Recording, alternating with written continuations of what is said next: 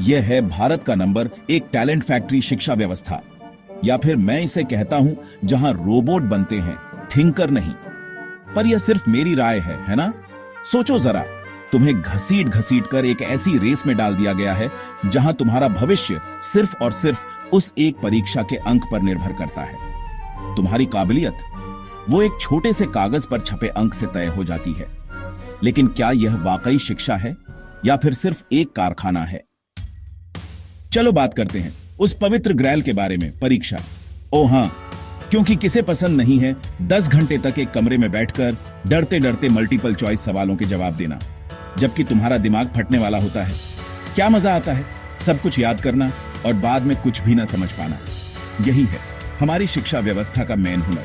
हमें चीजें याद तो करवा दी जाती हैं, लेकिन समझने का मौका नहीं मिलता। लेकिन कोई बात नहीं, अंक तो आ ही जाते हैं और हम सबको गोल्ड स्टार भी मिल जाता है।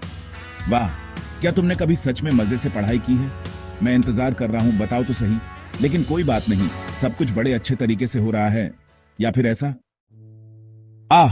ये क्लासिक दृश्य, बेटा कितने नंबर आए? क्योंकि तुम्हारा भविष्य सिर्फ इस बात पर तय होता है कि तुम 98% लाए हो या 99। यह कोई फर्क नहीं पड़ता कि तुम क्या बनना चाहते हो। बस ये महत्वपूर्ण है कि तुम उस इंजीनियर डॉक्टर सीए की मोल्ड में फिट हो पाओ या नहीं। माता पिता बेटा, अपना जीवन बर्बाद मत करो।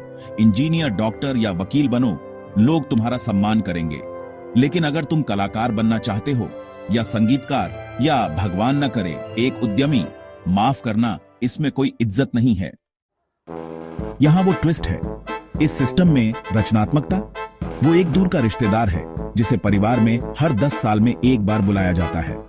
क्यों? क्योंकि हम सब सिर्फ किताबें पढ़ने और उन्हें याद करने में व्यस्त हैं, जबकि असल में कुछ भी समझने का मौका नहीं मिलता। क्या तुमने कभी कृष्णमूर्ति का यह विचार सुना है? शिक्षा सिर्फ दिमाग में ज्ञान भरने की प्रक्रिया नहीं होनी चाहिए, बल्कि इसे एक आग जलाने की प्रक्रिया होना चाहिए। लेकिन नहीं, हमारे सिस्टम को तो बस उस आग को बुझाने में मजा आता है।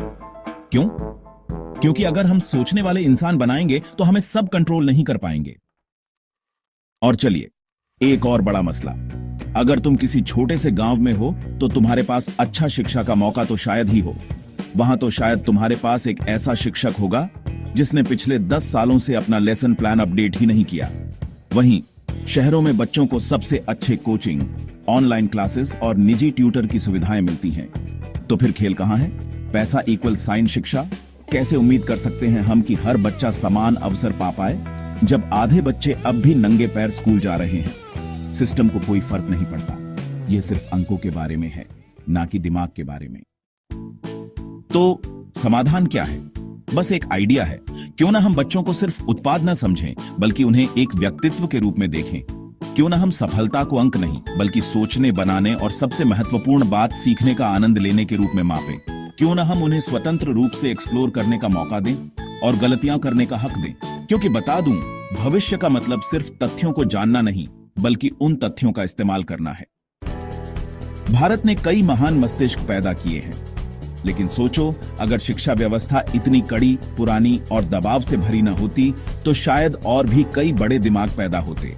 सवाल यह है, क्या हम इसे बदलने के लिए तैयार हैं, या हम इस साइकिल में फंसे रहेंगे, तनाव, याद करने और एंडलेस एग्जाम्स के बीच?